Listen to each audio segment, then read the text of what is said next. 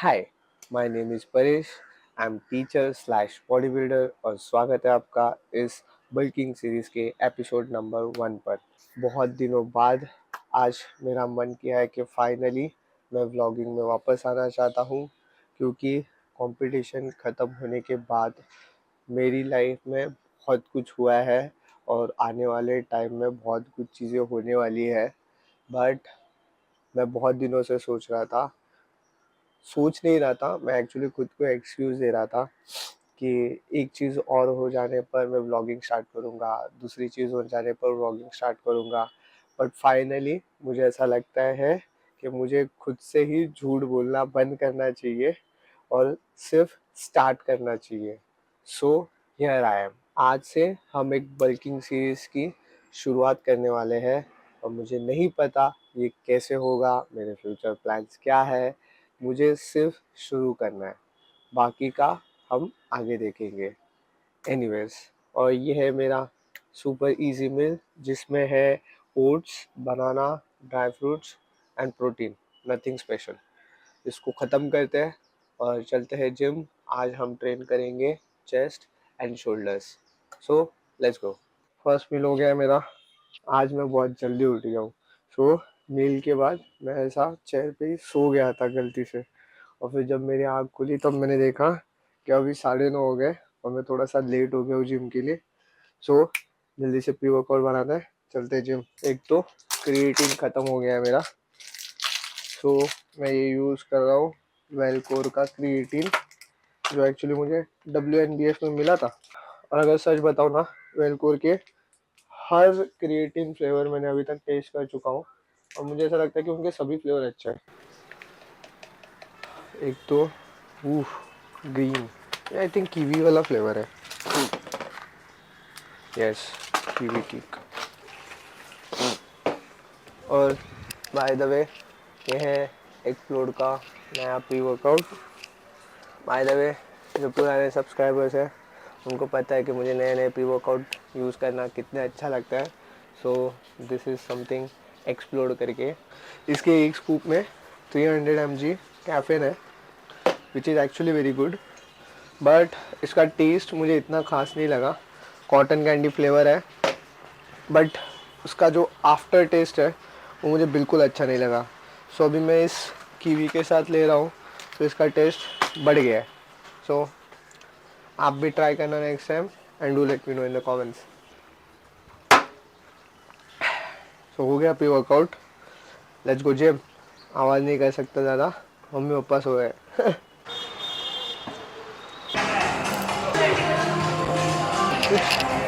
हर body builder के prep के बाद एक टाइम आता है जहाँ पे हंगर्स लेवल एकदम आउट ऑफ कंट्रोल हो जाता है और बिंज ईटिंग चालू हो जाती है। और वो वही मोमेंट होता है जहाँ पर हमें खुद के माइंड पर, खुद के बॉडी पर कंट्रोल करना पड़ता है। और मुझे ऐसा लगता है कि मैंने वो टाइम पे खुद के लिए कुछ भी नहीं किया। मैं सिर्फ पागलों जैसा, कुत्ते जैसा खाते जा रहा था, जिसकी वजह से मैंने बहुत ज़्यादा ही गेन कर लिया। जब प्रेप की एंड हुई थी तब ऑन प्रेप मेरा लास्ट कुछ तो 61 kg था, 60 या 61 kg था। और आज मेरा बॉडी वेट है 71 kg। सो पिछले 2 महीने में ऑलमोस्ट 10 kg गेन किया। सबसे पहली बात तो मैं बहुत सॉरी बोलना चाहूँगा मेरे प्रीवियस सब्सक्राइबर्स को, क्योंकि मैंने जो ICN वाली ब्लॉग सीरीज शुरू की थी वो मैं कंप्लीट नहीं कर पाया।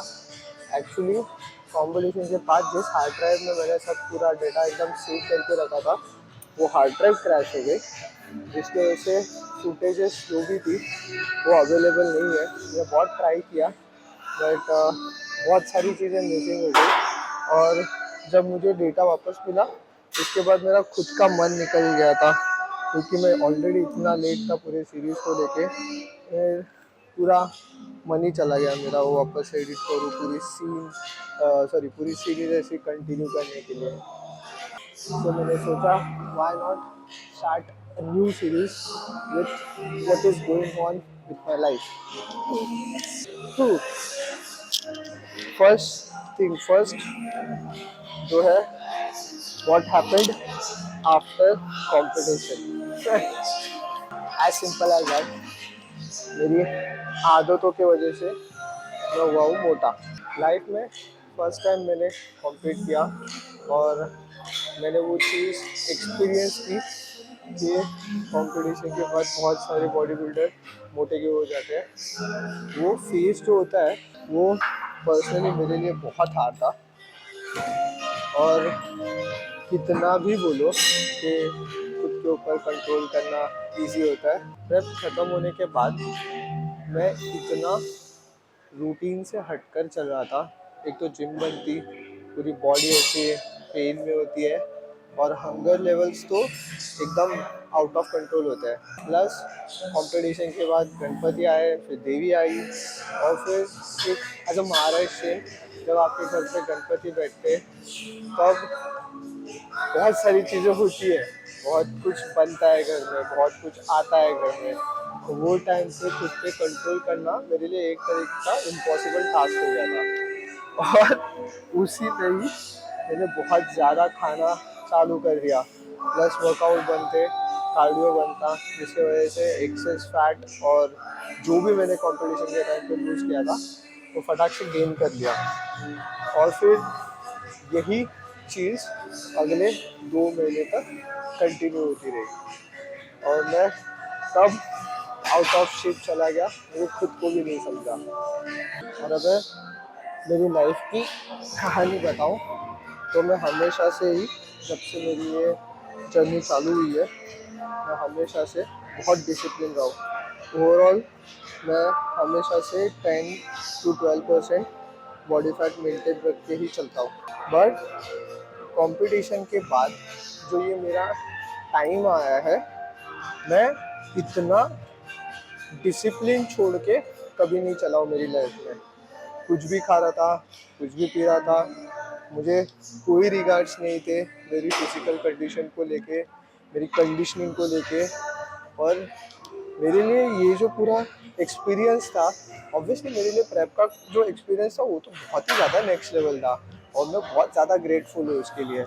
बट ये जो प्रेप के बाद का जो 2 महीने वाला ये जो पीरियड है ना, मैं बहुत मोटिवेटेड तो बिल्कुल नहीं था, पूरा नॉन मोटिवेटेड, नॉन डिसिप्लिन और bad habits, bad eating habits, सब कुछ ऐसा क्लब करके हो गया था, जिनके वजह से अब जाकर मैं थोड़ा सा फील करने लग गया हूँ कि मुझे वापस उस स्टेट में आने की बहुत ज़्यादा ज़रूरत है।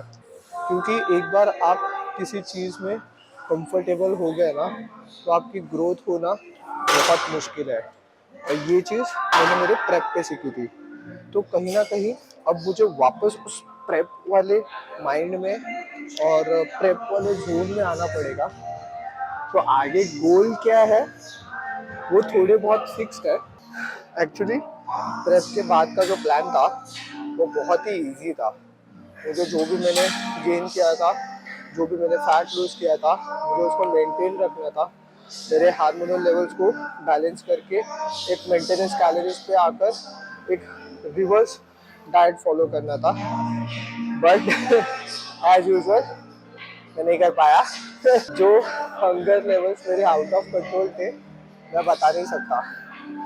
पता होता है कि बॉडी इस चीज़ की वजह से ख़राब होगी, इन आदतों की वजह से ख़राब होगी, बट फिर भी आप कंट्रोल नहीं कर पाते हो, ऐसे माइंड सेट में मैं था।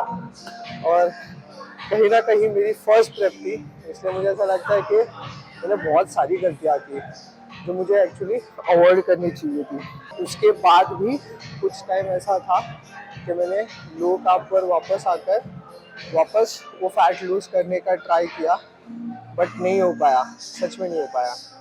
और फिर अभी फाइनली मेरे पास 2 ऑप्शंस थे, या तो मैं एक लो कार्ब डाइट पे जाके फैट लूज़ करूँ और उस स्टेट से बल्क सीजन चालू करूँ।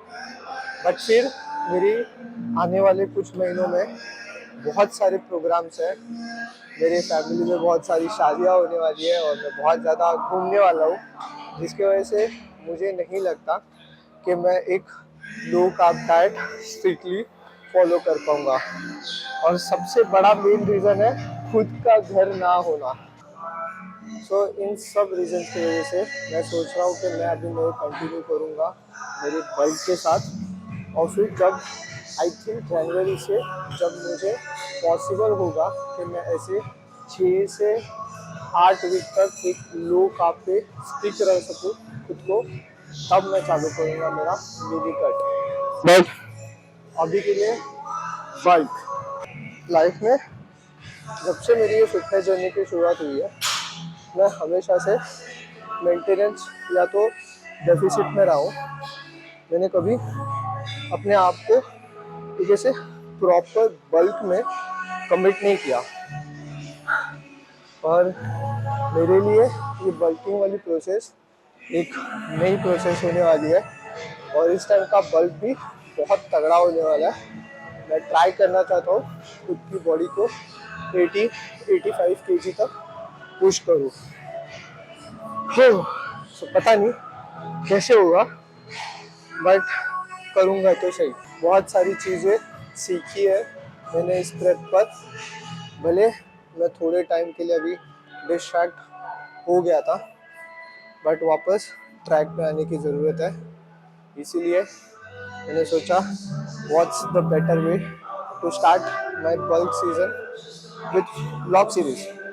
क्योंकि आगे जाकर जब मैं ये वीडियोस खुद देखूंगा तब मुझे फील होना चाहिए कि हाँ भाई लाइफ में कुछ तो उखाड़ा है मैंने। सो लेट्स गो। सो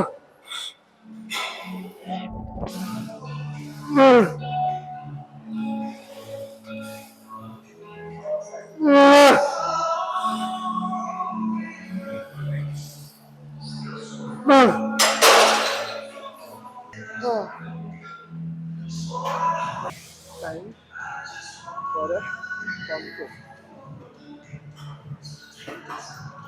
11 बज गए और ब्लॉग शूट करने के चक्कर में देखा ही नहीं 1 घंटा कैसे निकल गया। अभी ऑलमोस्ट 75% वर्कआउट हुआ है और 25% बाकी है। प्लस उसके बाद मुझे ऑलमोस्ट 1 घंटे का कार्डियो करना है। Let's go.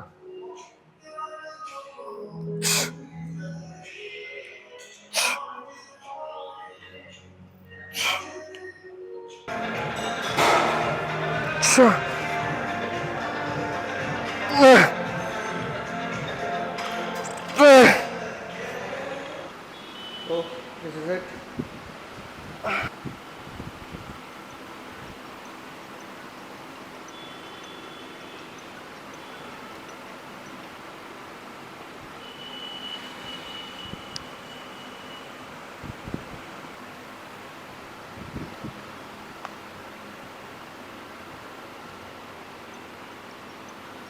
फाइनली वर्कआउट हो गया।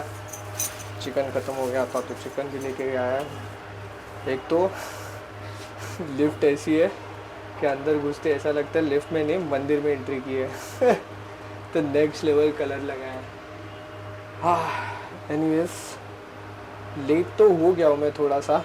1 बजे तक मुझे एक्चुअली सब कुछ ख़त्म करना था, बट चिकन की वजह से थोड़ा सा लेट हो गया हूँ मैं। Let's see. हो गया हूँ रेडी मस्त लेक्चर के लिए। लेक्चर ख़त्म करते हैं और फिर मिलते हैं। Let's go.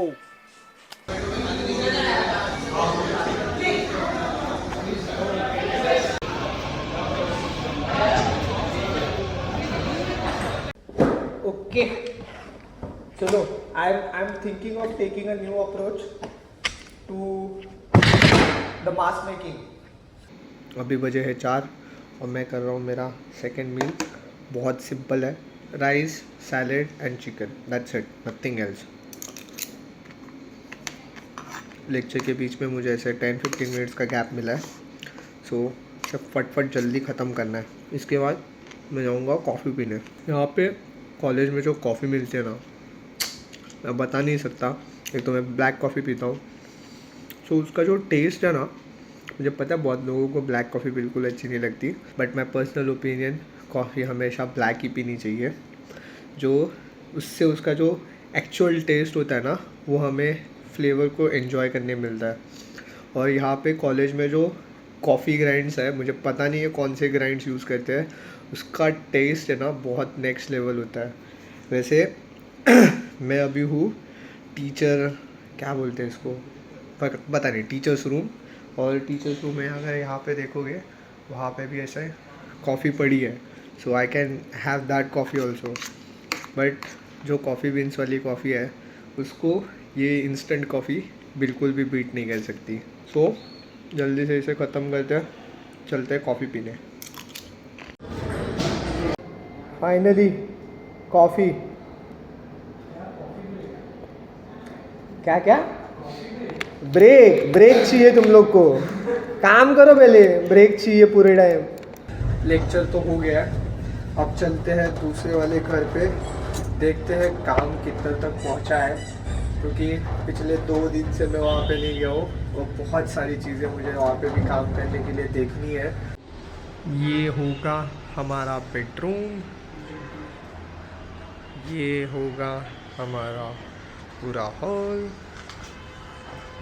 यहाँ पे किचन होगा और वहाँ पे वॉशरूम और सब कुछ। जैसे आप देख सकते हो, इस घर में अभी बहुत कुछ होना बाकी है और ये पूरा काम ख़त्म होने में शायद अभी और 2 महीना लगेगा। और जैसे जैसे इस घर को ऐसे ब्रिक बाय ब्रिक बिल्ड होते हुए देख रहा हूँ, मेरी एक्साइटमेंट एकदम अंदर से बढ़ती जा रही है। सच बताओ तो थोड़ा सा नहीं, बहुत ज़्यादा हेक्टिक है ये, but on same point exciting process भी है। हर छोटी छोटी माइनर चीज़ का ध्यान रखना पड़ता है और ये जो फीलिंग है वो मैं एक्सप्रेस नहीं कर सकता।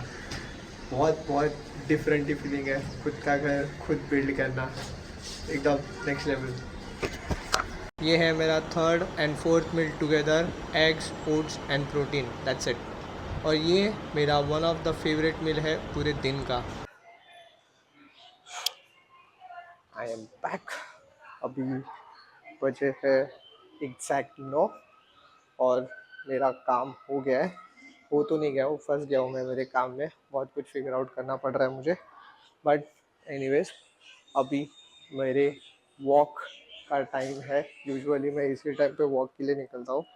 मुझे पूरे दिन में अभी भी 10,000 स्टेप्स कंप्लीट करने पड़ते हैं। अगर आज के दिन की बात करूँ तो आज का दिन वैसे बहुत प्रोडक्टिव गया है। मैं इस पूरी बल्क सीरीज़ में मेरे जितने भी सारे चीज़ें मैं करने वाला हूँ, ये सब मैं शेयर करना चाहता हूँ। सो जो भी कल से वीडियो आएंगे और नेक्स्ट टाइम से जो भी वीडियो आएंगे, मैं ट्राई करूँगा सब कुछ अच्छे से वेल एक्सप्लेन कर सकूँ मेरे वीडियोज़ में। फाइनली मेरे स्टेप्स हो गए कंप्लीट।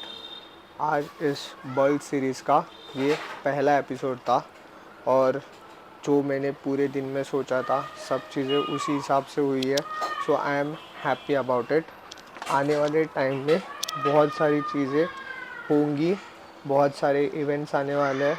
सो मैं इन सब इवेंट्स को मेंटेन रखे मेरा डाइट कैसे हैंडल करूँगा, मेरी वर्कआउट्स, मेरे कार्डियो सेशंस में कैसे मैनेज करूँगा, ये मेरे लिए एक्चुअली एक चैलेंज होने वाला है।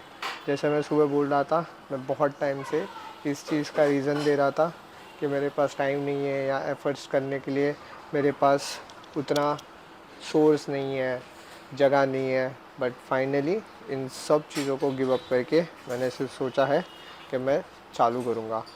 और आज का ये पहला दिन एक्चुअली सक्सेसफुल रहा है। So I am happy about it.